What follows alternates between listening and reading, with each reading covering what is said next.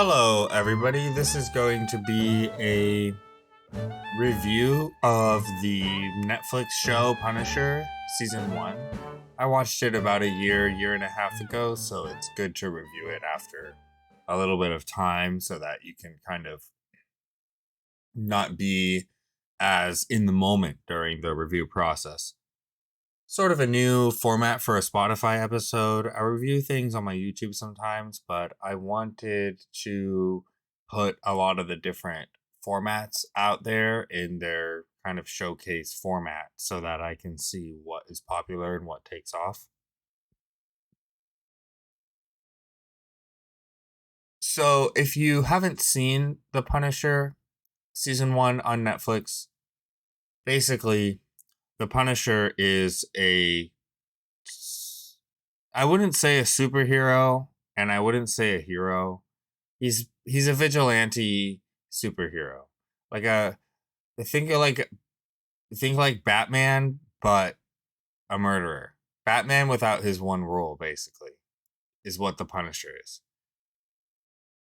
Plus a little bit more psychotic also because he's like ex-military, unlike Batman is like a rich guy, whereas Frank Castle is um ex Spec Ops operative, CIA operative, or at least was very involved in the military over in Afghanistan, in the Afghan war.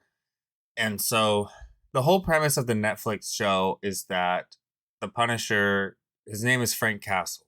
So this guy, Frank Castle, was while involved in military operations in Afghanistan, he was ordered to / encouraged to by the CIA to commit a lot of war crimes and stuff, and then sort of abandoned and left to rot. And then there's also a whole background about how his family died and like certain people killed his family. He's going after this CIA agent, a really high up CIA official, who is sort of not sort of, he's certainly the villain of the season, but he's kind of the like backhand like planning villain, whereas the actual like direct threats are always his henchmen. So he's kind of operating in the background. And he doesn't get directly involved with Frank Castle until the very end of the season, and Frank kills him brutally. So everything basically, I haven't watched season 2 yet because I switched my Netflix for HBO Max like right after finishing season 1, so I haven't watched season 2. Season 1 ends, Frank Castle wins basically. Like he kicks the shit out of all the bad guys and wins. Long story short. And I would very much recommend, guys, if you just like action, the last 2 episodes, or no, yeah, the penultimate 2 episodes of the Punisher season 1 are like some of the best action in TV shows that you'll get if you just want awesome, like unpredictable. Seriously, like the reason why I give this show good reviews is because I really did not know what was going to happen. Like, I mean, anything could have gone down. Like any character could have died. Like even Frank Castle could have died. Like you don't know what's going on. So it was really fun because there's a lot of different characters, and one thing the show does really well is um it has a wide array of characters who all have their own motivations. So the characters don't serve the plot as much as in a normal superhero story. Because normally any good story, the characters should drive the plot instead of the other way around, right? Instead of the characters doing things for the plot, the characters should just be doing things and then the story comes out of that. And it's very hard in any superhero story because it's kind of like, like Spider-Man, for example. It's like, well, he kind of has to be, you kind of already have a character there and the plot is sort of already set up. So Spider-Man, for example, can't be too morally ambiguous or nuanced, and he can't be like a selfish douche or like this and that. Whereas in the Punisher, all the characters are just their own people, and they don't do things unless they have a reason, or unless it's like going to help them. So it's really cool because like people who should be friends and cooperate don't, because maybe sometimes they're just selfish pricks. Like Frank Castle just hates other people. He hates working with other people. So he just doesn't, even when he should. And so it's like it's really cool that way, because I really feel like the characters were very, very strong in this show. More than any other, more than most sort of hero based plot lines, because the cool thing about Frank Castle is he isn't really a hero. He's a hero kind of, but also an anti-hero at the same time. It's awesome. He's a vigilante. Vigilantism is like a really cool subject for, I mean, like all superheroes are vigilantes. Like the vigilantism aspect is what makes them so interesting. If Superman was just a cop, it wouldn't be as interesting. Even if Superman was just like a military general, like in Watchmen, right? Like where they help in Vietnam. Like if that was the whole story, it wouldn't be as interesting. So we have a really good setup for like a realistic, no superpowers, just badass, crazy guy to be a hero slash anti-hero for this show. And um the other thing that the show does well is balancing action to um like actually decent acting scenes that mean something. Because I started watching The Punisher just because I was expecting it to be like a dumb action show that I could like turn my mind off to.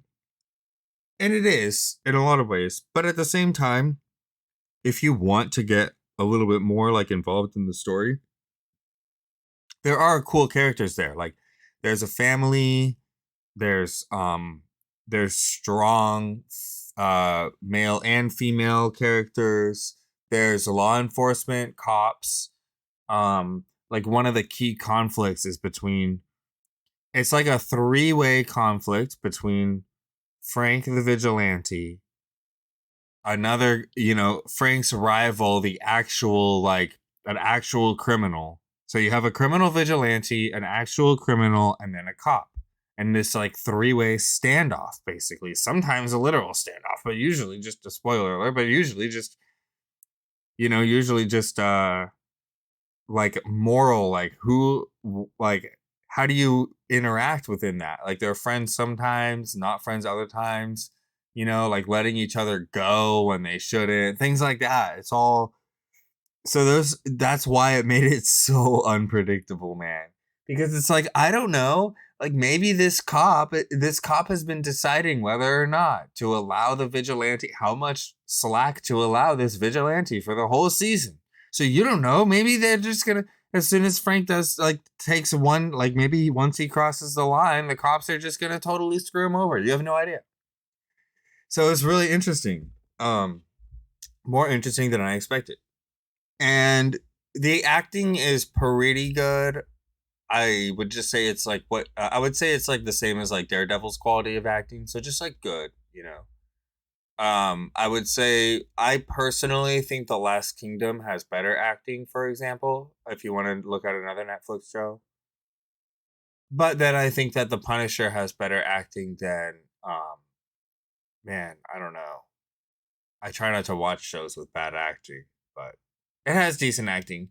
There were only a couple actors, a couple casts that I thought were just like forced and didn't do a very good job. But they're usually very low screen time characters anyways. Um so as far as criticism beyond that, I would say that like some of the subplots were a little bit forced. Like for example, that one terrorist, there's a terrorist subplot, and The terrorist subplot made a lot of sense, but it was resolved in a way that seemed extremely forced to serve like the broader plot. It was like, well, this terrorist subplot has been helping and helping and helping, and then now it's kind of getting in the way, so let's just nix it.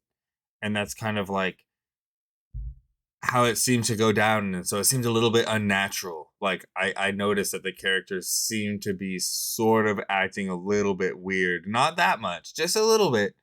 But so that they could wrap up the terrorist subplot and keep the story going. Um, and that happens a couple other times too, but it doesn't happen. This is only the first season. It might happen more later. Like in a show like The Last Kingdom, that happens like 24/7. So you know, creating subplots and then axing them as soon as they're not useful anymore, even if it goes against kind of the grain of the story up to that point, is a pretty common thing in TV shows. I mean, these are very, you got like 10 hours worth of film to get through without having anything feel out of place or unnatural. Man, it's hard. The Punisher does a really good job though. But another criticism would be I would say, the lack of character development on the part of Frank Castle, because he does develop, but it always seems like he's kind of forced to, and that he's going to go back to being exactly the way he was the moment it's convenient for him. It's just that he has this kind of situation right now where he can bugaloo a little bit and help another guy out or whatever. But I never really got the feeling that there was any actual transformation going on, and I think that that's a lot of it because of like lack of dialogue. Frank doesn't have that many lines comparative to like a normal main character. Like Daredevil talks way more than Frank Castle, for example. Like that would be interesting. Like how many words did Daredevil speak versus Frank Castle versus the Punisher in their first season? That would be a cool metric to look at. I'll bet you Frank Castle, like, he just doesn't talk a lot, and so that actor, he's a lot like Neo, like Neo in the Matrix didn't talk a lot, the first Matrix movie, but he still was like a strong character. And to do that, you need a lot of acting scenes, and I think you also need a lot of help from supporting cast, which Frank gets when there is supporting cast in the scenes. That's when Frank's at his best, is when he's interacting with other characters. That's when he's awesome. But when he's on his own, it kind of falls flat, because he's kind of just this mute, stoic guy who doesn't talk a lot, kind of just like going, like driving around doing things. I felt like at some parts of the plot. But overall, I would say that the pilot episode doesn't show as how serious the show will get late at some points, but it's a good overall primer. There's a lot of violence and stuff, but overall, it's a nicely like serious take on the Punisher. It's not like all cartoony. I wouldn't say it's cartoony at all. The only cartoony action is the there's like one truly cartoony like action sequence, but it fits perfect, and it's like all about the Punisher. Like it fits. So yeah. I guess with that I'll wrap it up. Just like just something that I could add as a type of thing that how people might be able to relate to these sorts of shows or media outlets that they might not normally watch or pay much attention to. So yeah, thank you everybody.